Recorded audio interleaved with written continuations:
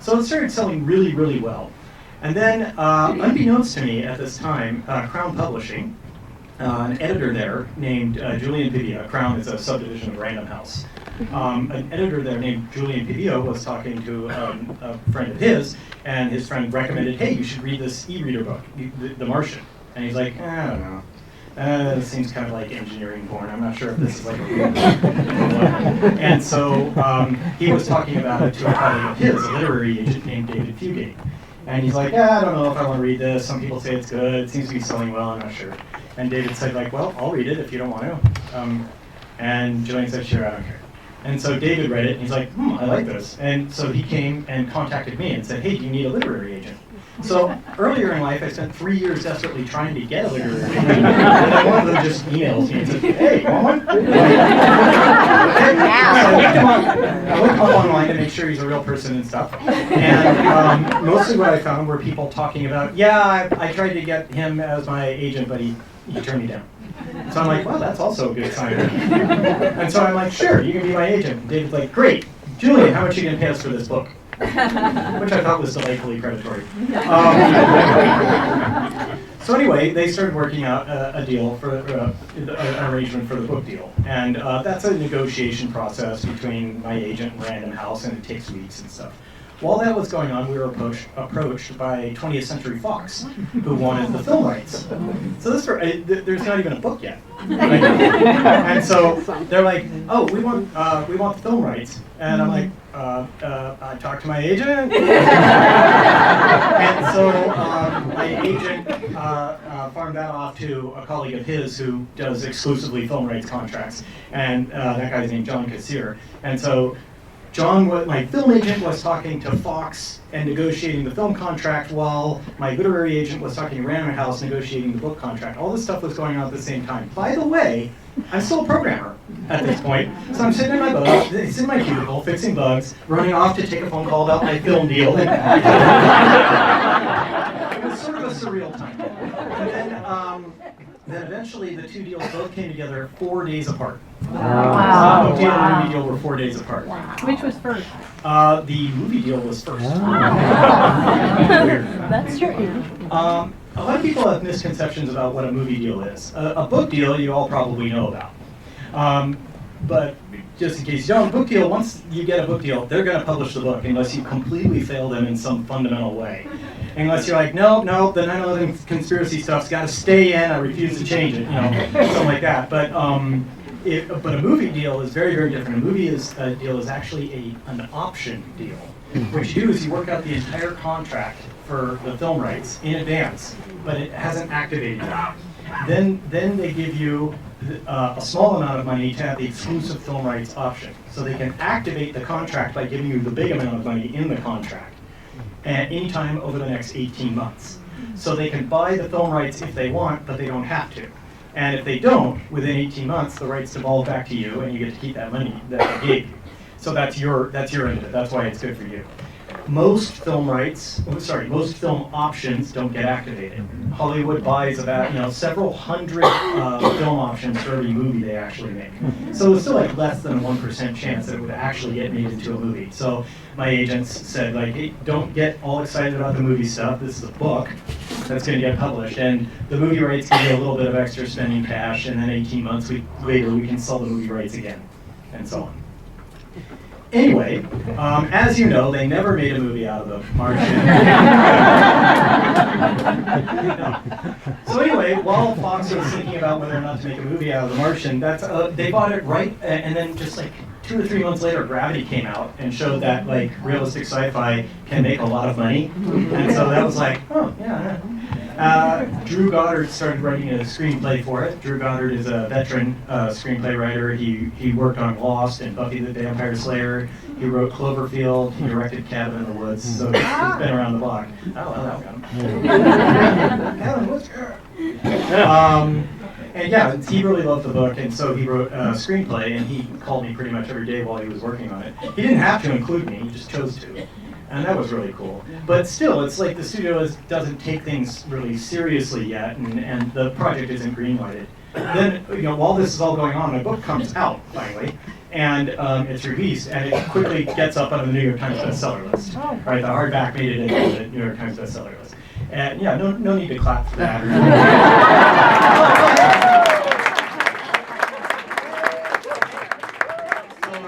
Thank you for that genuine. No, it's awesome. It's awesome being addicted to external validation. It's great.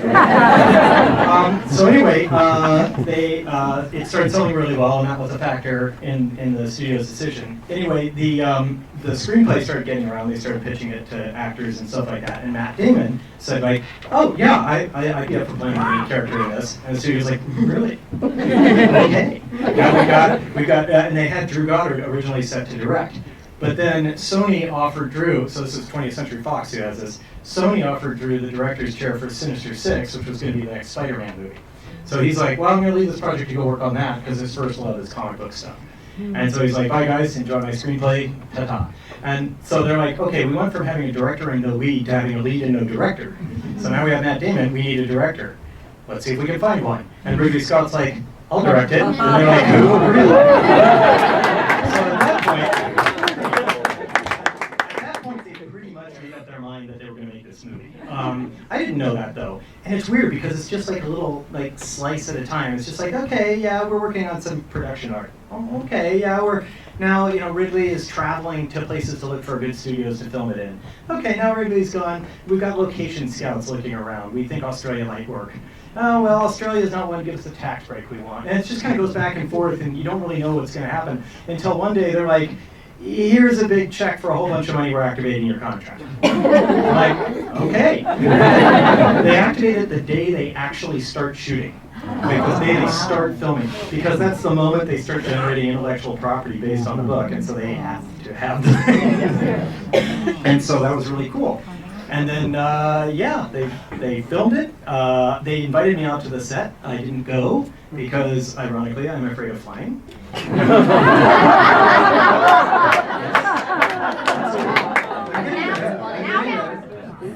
I'm getting better. But yes, I am afraid of flying. And they did the principal photography in Budapest, a huge studio in Budapest. And they did the exteriors in Wadi Rum, Jordan, which is a Jordanian desert. I didn't want to fly to either of those places. That's far away. So they invited me as head, but I did eventually get to meet all the cool, famous people at the premiere and various media events, and I'm doing one next week too. And so I get to hobnob. So basically, then the movie came out, it did really well, and now it's been nominated for 7 Academy Awards. So we'll see what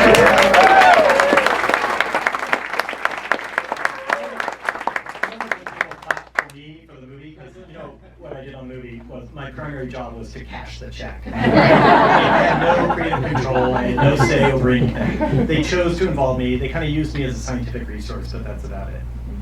Anyway, that's the end of my kind of prepared statements. Now I'm just going to take questions from the audience until they tell me to stop.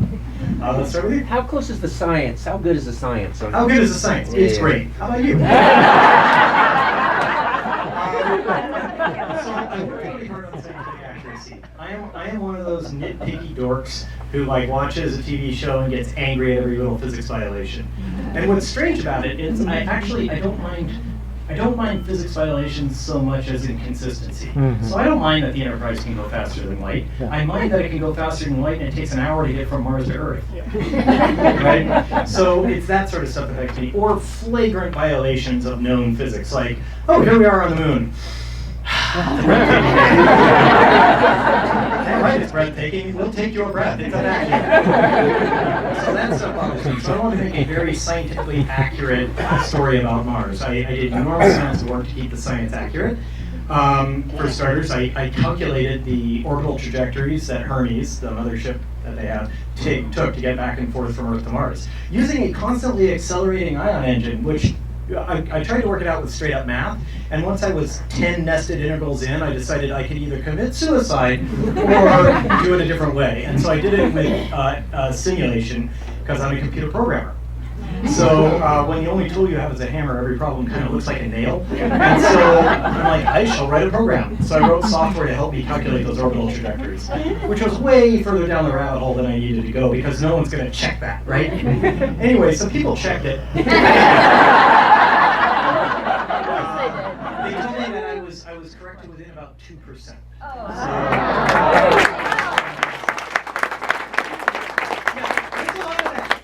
Fact-checking going on ever since the book and the movie got popular. Let's see, there's around Mars right now, there's the Mars Global Surveyor, or it might be Mars Reconnaissance Orbiter. One of those two has an instrument on it called HiRISE. And HiRISE is a super, super high-resolution imaging camera. It's basically a spy satellite in orbit around Mars. It can take pictures with a resolution of 1 square foot. So if you look down at the carpet, these squares, each one of those would be 1 pixel in the image. So it's like pretty good considering it's a photo from orbit, right? So they have these really, really high resolution cameras, and they're controlled, that particular instrument is controlled by the University of Arizona. Okay, and those guys read the book, and in the book I give the exact latitude and longitude of where the hab is, right? Of the hab, the landing site where he was. And so they're like, hey, let's see what's there. So they pointed their freaking real world satellite at the location, the Ares 3 landing site, and went like, well, this isn't anything like he described it.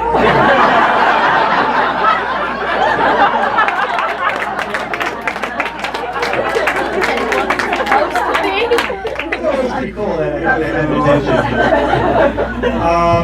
And then let's see, other things where science, so there are a couple places in the book where I deliberately got the science wrong for dramatic purposes.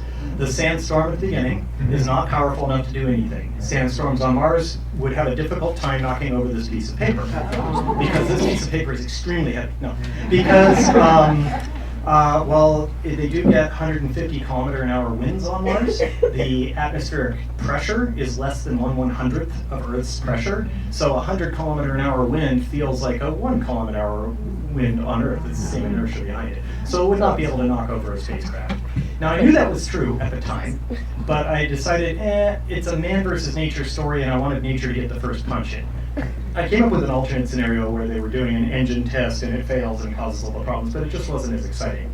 And I thought, well, nobody really knows this about Mars.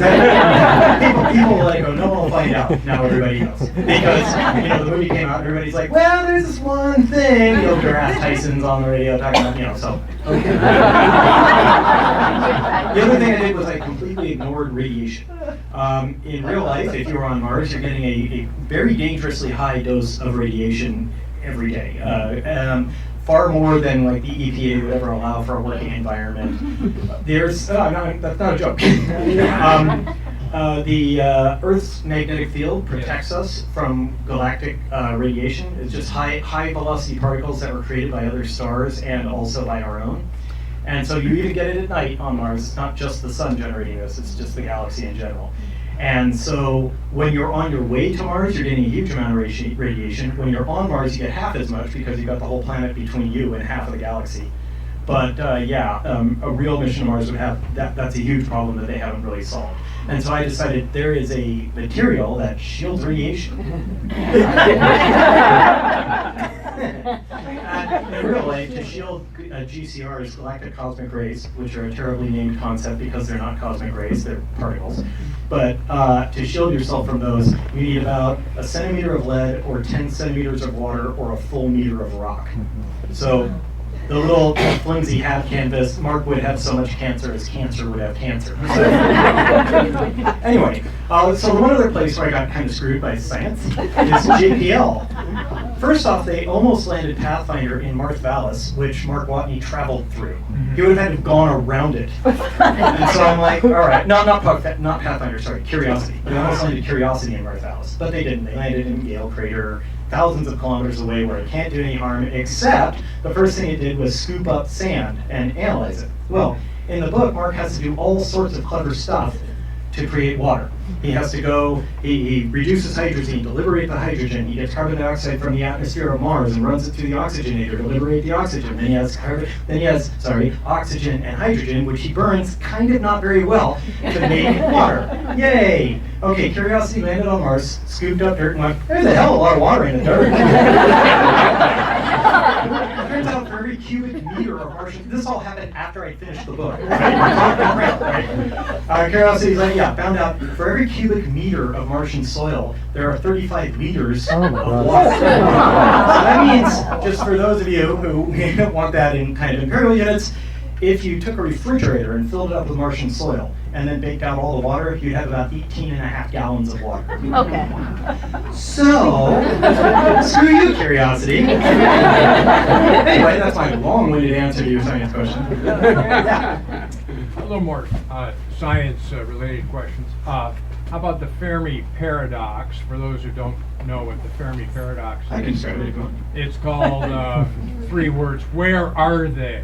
Fair enough. And then you've got guys like Elon Musk saying, oh, well, we've got to go to Mars because we need to make a backup system to Earth. Mm-hmm. Of which, if you examine the question of Fermi Paradox, you could say, well, there might be a whole lot of failed 2-planet civilizations out there, after all, that maybe we should, be more concerned with taking care of our home garden in some sense. Have you thought about this at all? A little bit. So, first off, the question number 1 is, what do I think of the Fermi Paradox? The Fermi Paradox is basically, if there is intelligent life out there, where are they, and why have we not encountered them? Because there are so many stars, so many planets in the universe, that surely there are many, many sapient life forms out there, intelligent life. Why have we not encountered them all the time? And one of the theories on the Fermi Paradox is is that there is something called the Great Filter, which is that civilizations reach a certain point and then die for some reason that we don't yet understand, and which prevents them from ever being interacted with by us. They die before they are possibly capable of inventing interstellar travel. And that's a really dismal prediction. It means that like every single civilization in the history of the universe has been killed off by something that we don't understand, some natural evolution of intelligent life. I have a simpler solution that I like a lot more. I think the speed of light cannot possibly be beaten. I think that it is absolutely impossible to travel faster than light or send information faster than light. And if you accept that all the way down to the core of your being, and don't leave any room in the back of your mind for quantum entanglement physics or any other fun things that allow faster light communication, if you accept that down to the core of your being, Fermi's paradox stops being a paradox. Because it means there could be billions of intelligent life, of intelligent species out there, as long as they are each X light years away, where X is the number of years since they being radio communication, it makes sense that we haven't encountered with them yet. So, did you hear Snowden's comment about, oh yeah, she says there's lots of successful populations out there communicating, but why don't we understand them? Because they've encrypted their conversations. Encrypted their conversations. You know how SETI sends out like signals into space? They don't encrypt those. They want people to hear them. So why would you go out of your way to say, like, well, let's send a signal out into space, but make sure no one can hear it? Just don't send it if that's your goal. So, yeah. So they said, I'm still working on this thing. All right, so Elon Musk said, we've got to go to Mars, we've got to create a backup for ourselves. And you said, well, there would be, if the Fermi Paradox were true, that would mean there are a lot of failed 2-planet civilizations. There could be. Well, I would say, I bet you there are more failed 1-planet civilizations than failed 2-planet civilizations. And number 2, it's first off, I'm a software engineer, so I like backing up my data. So I understand the value of that, so I definitely want us to be a 2-planet civilization. But a more direct and immediate reason to work on manned spaceflight is the more we work on manned spaceflight, the more competitive companies like SpaceX drive the price to low Earth orbit down and down and down. The further that goes down, the more spaceflight we can do. The more spaceflight we do, the further that goes down. We will eventually reach a point where a middle-class Westerner can afford to go into space, where it costs like $10,000 to go into space, or $20,000. And then you'll have this huge customer base of people who want to go into space, big deep pocket corporations will build space hotels and things for them to do up there. Then they will start having regular passenger service to space, which will cause a bunch of competing rocketry companies who will drive the price down further and further and further. So a good argument for me into why we should continue manned spaceflight is because it'll create a multi-trillion-dollar industry. So I like that part. Going to Mars is as good an excuse as any. You. Once you had this success with Kindle publishing, did Amazon express an interest in making a book out of it? Amazon, the question is, once I had success in Kindle publishing, did Amazon ever express an interest in a print edition? I don't know if they do that? They do. They do, like, they do their own, they act as a publisher? They had a whole Bookstore division for a people? while. They did? Okay. I wasn't aware of that. No, they never contacted me on anything like that. But the Random House swooped in pretty quick on that. So they came in and made a nice offer right away, and then it was like, boom, that's it. Like, there wasn't a bidding war or anything. Yeah. I'm curious, I love Mark Watney's voice. Is that your voice? Is it the voice of someone you know? Where did that come from? She loves Mark Watney's voice. Yes, it's pretty much. It is. Mark's personality is pretty much based on my own. But clearly. But he's the. He is everything I like about myself and none of the stuff that I don't like. He's not afraid to fly. Right. And so, I mean, he has all of the qualities I like about myself, and they're all magnified. He's better at all the things that I do than I am. And he has none of my flaws. And I think you'll find that in a lot of writing. I think you'll find pretty much every main character is someone the author wants to be or someone the author wants to screw.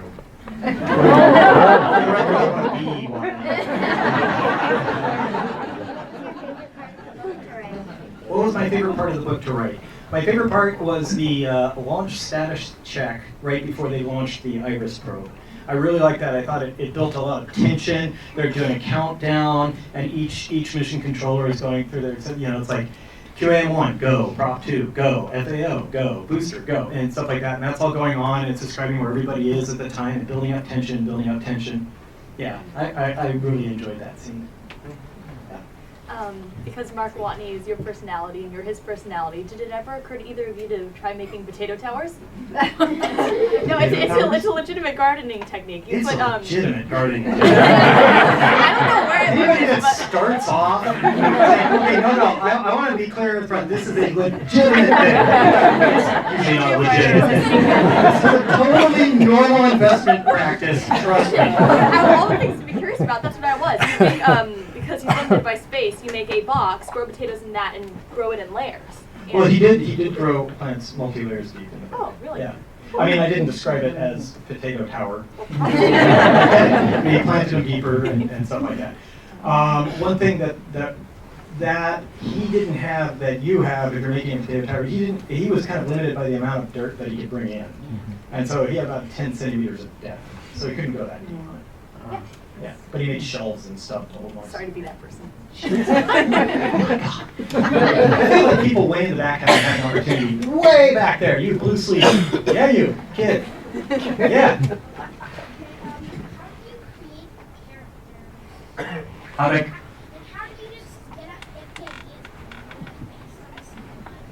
did I create the characters? Where did I get the ideas? Were they based on people, etc.? People ask me that pretty often, and I don't have a good answer. I just basically say, okay, brain, I need a character to fulfill this role, and it comes back with somebody. A lot of people say, like, oh, I thought it was really awesome that you made the commander a woman. What made you decide to do that? And I'm like, I said, brain, give me a commander, and it gave me Commander Lewis. I don't know why she's a woman. I honestly don't know. It's just some psychological thing, intimidated by women. Yeah, and so none of the characters are based on friends of mine or anything like that. Although I will say that Venkat Kapoor is named after a friend of mine whose last name is Kapoor. And an interesting side note, I've had a number of Indians approach me and say, hey, you should know that Venkat Kapoor is a name that would never happen. Venkat is a first name from one part of India, from one subculture within India, and Kapoor is the last name from an entirely different subculture. So an Indian named Venkat Kapoor is like an American named Shaniqua Goldblum. It can happen, but it doesn't happen often. All right, how about you, lady in the, yeah, you. Yes, I love the botany part. I'm not much of a sci-fi fan, but here's my question to you. Are you good at fixing things? Yeah, I'm actually pretty good at fixing things. I mean, I'm not like Mark Watney good at fixing things. I think I'd probably be very, very dead in his situation. But yeah, I'm pretty handy. Yeah. To build off of that question, if you don't think you're like Mark Watney good at fixing things, how did you think up all of the things that broke and then got fixed? How did I think of all the things that broke and then how they got fixed? Well, for thinking of things that break, it was just me considering the scenario as it was and say, what's the most likely thing to go wrong at this point? And it's usually pretty easy when you're in a dire situation like that. It's usually more about choosing which of many things that can go wrong. And then I thought to myself, how would I solve this? So I had weeks and weeks and weeks to work on a problem, and then Mark had like an hour to work on it. So it's like that force multiplication of like my intelligence, he gets to multiply my brains by like 100 to be his brains because, so that's basically it. I never got him into a problem that I couldn't get him out of, because if I ever got to a point where I'm like, okay, he would actually die. There's like, I can't come up with any solution. Then what I'd say is like, what is the minimum piece of technology or gizmo that he needs to be able to get through this? And then I would go back in the book and say he had it all along, here and there. And if that didn't work, if I couldn't come up with anything that would make him live, then I'd back it up and he wouldn't have that problem. So he had God on his side. On the business side of it, when you post it on Amazon for 99 cents and it takes off and goes, do you still have pricing control, or does Amazon decide that they're going to start charging more to make more off of it? What's the control on that? You control it completely. Yeah, when you put it on Amazon, you control the price point completely. However, then when I sold it to Random House, they also got the ebook rights, and so then they had control of the price. But Amazon never had any control. Yeah, right behind you. How did you feel about the changes at the end of the movie that were different from the one book?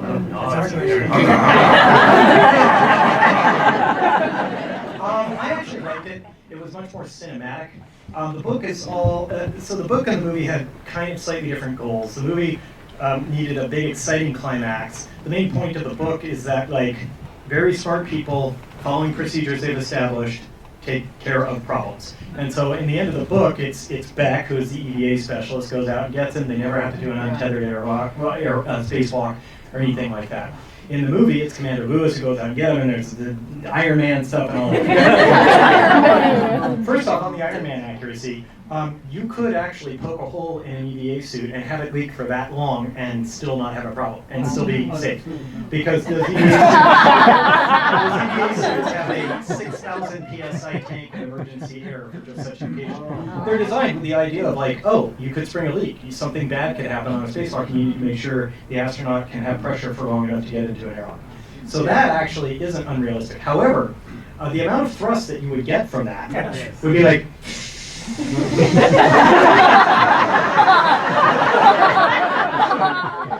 a little unrealistic.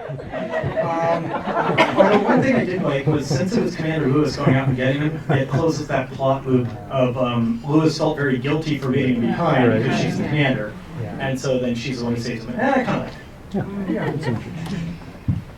You said in your interpretation of the Fermi Paradox that the speed of light cannot be beaten, but people have suggested real theoretical ways to break the speed of light, like the Alcubierre warp drive. What are your opinions on those? I believe that they will never find a way to exceed the speed of light. It's not what a science fiction It's not what a science fiction writer wants to believe. But I honestly believe that'll be the case. Every time we think we've found a way around it, physics comes and slaps us down. Like we're like, oh yes, entangled particles, yes. And it's like, well, yeah, the one entangled particle does affect the state of the other entangled particle regardless of distance, but the only way to compare them requires you to send a speed of light carrier beam. And so, if somebody disagrees, clearly forgotten about the Einstein-Rosen paradox. And so, yeah, so I believe that those FTL drive concept ideas will prove to not actually work. Let's go way in the back. Red shirt. So this is it's your first big book. You've got other books that no one's heard of. How do you follow up such great? I mean, this is amazing. Rags to riches story. How do you follow up? How do I follow up on a book that's successful? With mediocrity. Yeah, no, that's a constant concern of mine. Is this going to be like a one-hit wonder? And I'm working on my next book now, and it probably won't be as popular as The Martian was. I mean, there's a very good chance that The Martian will be the one and only book that I'm really known for. And I just kind of need to accept that. My goal is to write books that people enjoy. They don't have to get better every time. They just have to be good. So if people read my next book and say, it's not as good as The Martian, but it was still fun, then I'm going to call that a win. And what is it? So the next book is, I'm writing another realistic science fiction with a first-person smartass narrator. It's about a city on the moon, and the main character is a Middle Eastern woman. Stretching out a bit.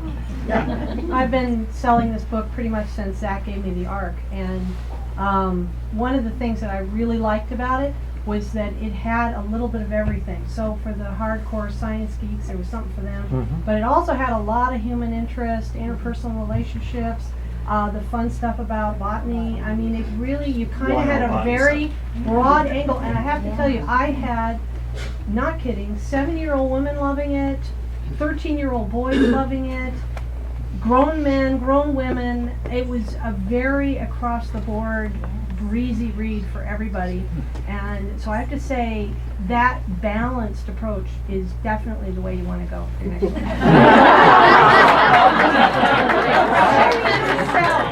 I hardly have to try. Oh, and the opening swearing was beautiful. Reading the first couple of lines, I hand the book to them. When I walked away, they were still reading. That's It's an opening line grabber. You have one line to convince the reader to read the first paragraph. You do. You have one Short paragraph to attention. convince them to finish the page. If they turn the page, you probably got them for a chapter.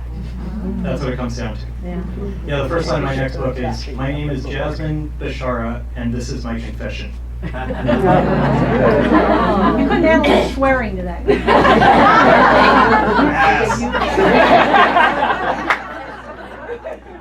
I'm sitting here with a bunch of librarians, and this question is just okay, calm down. So I'm wondering, were you a big reader as a child, and what were your favorite books? You sound so well-rounded. Yeah, I present that pretty well. What were my favorite books that I read as a child? Well, my dad's science fiction collection. So I grew up reading, like I said, Heinlein and Clark and Asimov. Like as many of those as I could get my grubby paws on.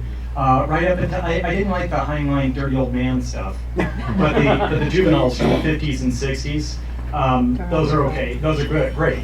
I didn't like it once he's like saying like, I'm going to write a story about a guy approximately my age getting a brain transplant into a woman's body and having a bunch of sex. At that point, I'm like, you lost me. But I loved Isaac Asimov. I loved his the whole Caves of Steel saga. I mean, I thought just all that stuff was awesome. I also really liked a bunch of Clifford T. Sinak stuff. That was like, Dad liked him when he was growing up, so we had a bunch of his stuff as well. Yeah, and Larry Niven. And I was really surprised when Random House called and told me that like Larry Niven had given a blurb for the back of the book. If you look on the back of the book, there's a quote from Larry Niven on it about the book, and I was like, I got that email at like 7 in the morning, and I like called Dad. All right, someone from the back, black sleeve there. Come on, you gotta want it.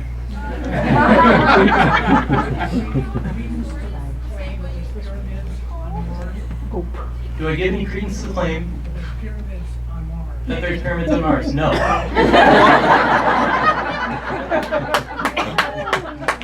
I guess there was a second black sleeve. I can't hear you. Sorry, say again.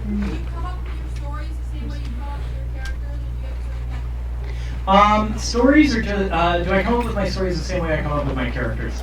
No, they're more, they almost always start as daydreams. Or just in the case of The Martian, I was sitting around thinking about, okay, how could we do a manned mission to Mars? Not for the purposes of the story, but actually thinking, plotting out a manned mission to Mars in my head. I'm that kind of dork. And so I was like, okay, how do we get the crew there? What do they do when they're on the surface? What do they, how do we get them back? If this thing breaks, how do we make sure that that just doesn't kill them? What's the backup? What's the backup to the backup? What if these two things break at the same time? What's the mission plan for all these scenarios? And I realized the increasingly desperate things they would have to do to stay alive made for a pretty interesting story. So I created an unfortunate protagonist and subjected him to all of it. For I am a vengeful god. Yeah.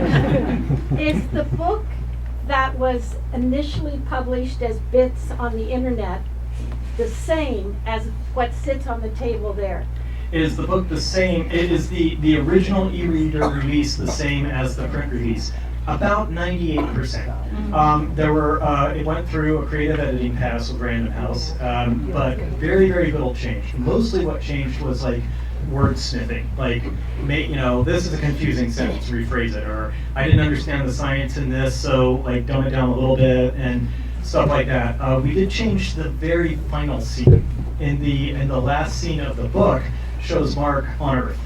The original, the ebook shows Mark on Earth and he's eating pizza and he has a conversation with a kid that walks by. It was kind of an unsatisfying ending for a couple of reasons. The main one being is it required me to make like an 8-month time jump, like right after the climax. There's this 8-month time jump just to have like a single page scene. It was really unsatisfying, and so I decided that it would be better to end it just immediately after the rescue. Oh, spoiler, by the way, guys. If you don't know how it ends by now, then... by the way, Rosebud was a sled. Gray shirt. Hi. I am a high school English teacher. I teach a science fiction class for seniors at my local high school. And your book has been on my curriculum for the last 2 years, and it's loved. Thanks, I'm glad I could expose children to profanities. Yeah. And it's part of the space unit. We read and we watch a lot about space. We talk about space exploration. And I'm just wondering, because you are the only person that I've ever taught that's not dead.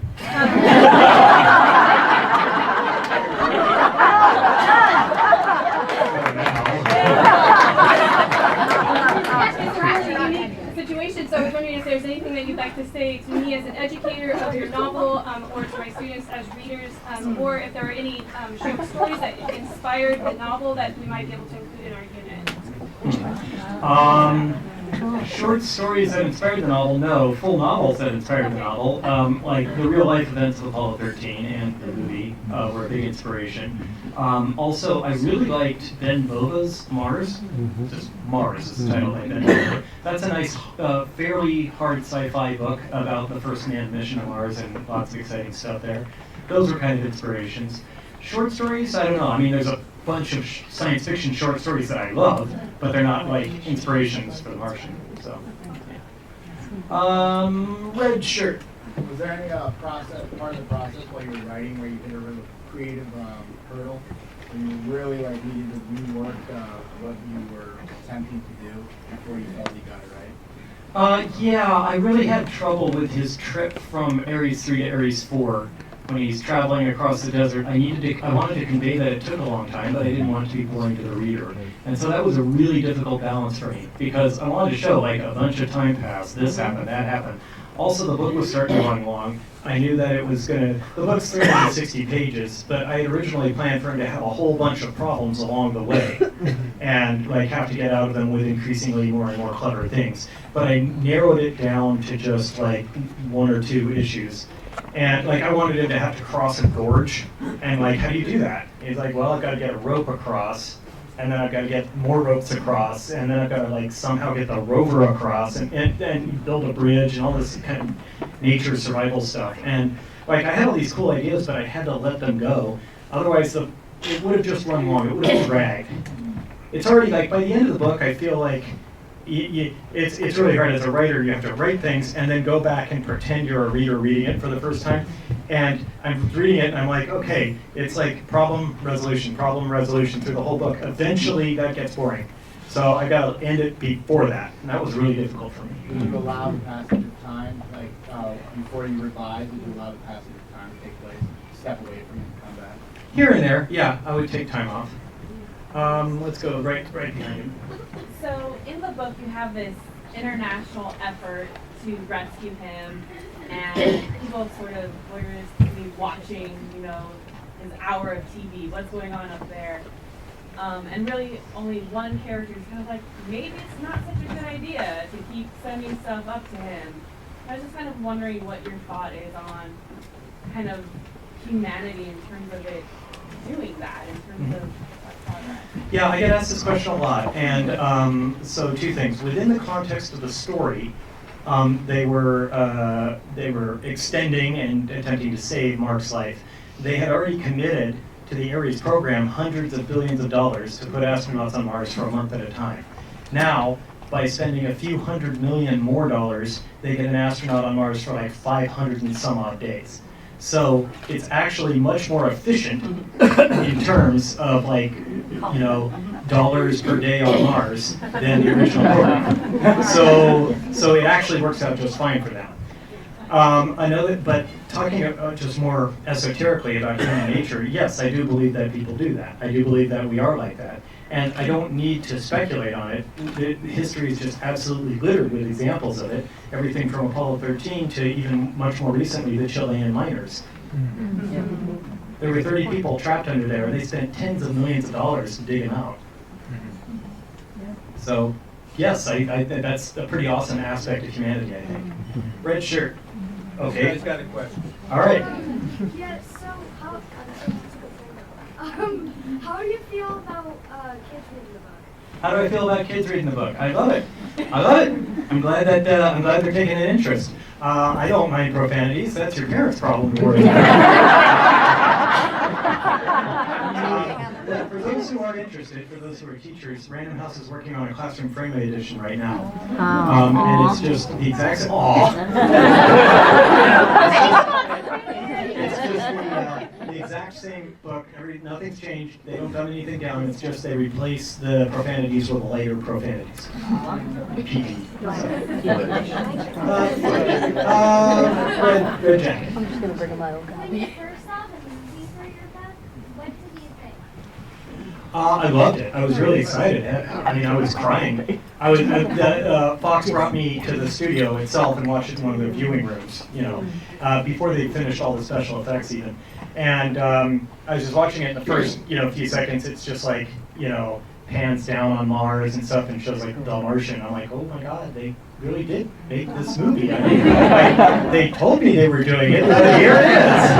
Hey, there's Matt Damon in a spacesuit. Oh, okay, I see. Yeah, it was pretty exciting. So we have time for just one more question. So all the people who want to ask a question, guys form a ring so that they can fight. I'm going to go with you. You can come up afterwards. Thank you. So have you gotten any reaction from folks who work at NASA? Yay, you're saving our jobs. Have I gotten any feedback from people who work at NASA? Yes, it's overwhelmingly positive. They love the book. There are inaccuracies, but they love that I put as much effort as I did into scientific accuracy. I don't think they look at it as like I saved NASA. However, I do think that The Martian is part of a virtuous cycle, and that the general public is getting more and more interested in the space program, which drives more entertainment about the space program, which drives public interest in the space program. So it's kind of nice with movies like Gravity, Interstellar, and The Martian, which are always lumped together as pseudo-realistic sci-fi. And so, yeah, they love it. They brought me down there, and NASA invited me down and brought me to Johnson Space Center in Houston, so I flew to Houston, which is a big deal. Lots of Valium, great stuff. So, I